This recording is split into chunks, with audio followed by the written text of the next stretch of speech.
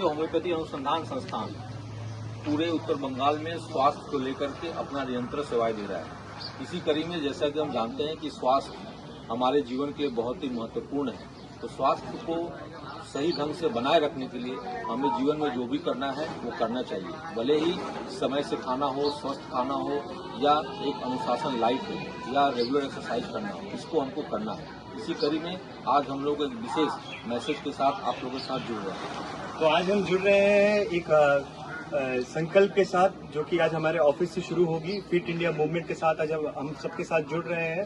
स्वास्थ्य, अपने आप को स्वस्थ रखना ही हमारी जिम्मेदारी है और हम स्वस्थ रहना चाहेंगे। আর সেই জন্যই আজকে বিকেল 3টে থেকে আমরা আমাদের অফিস আরআরআই শিলিগুড়ি থেকে হাঁটা শুরু করব এবং আমরা এগিয়ে যাব। আমরা সবাই আশা করব যাতে আপনারা সবাই আমাদের সাথে একসাথে যুক্ত হন এবং আমাদের এই স্বাস্থ্য সম্পদ এই ব্যাপারটাকে অনেক বেশি এগিয়ে নিয়ে যান।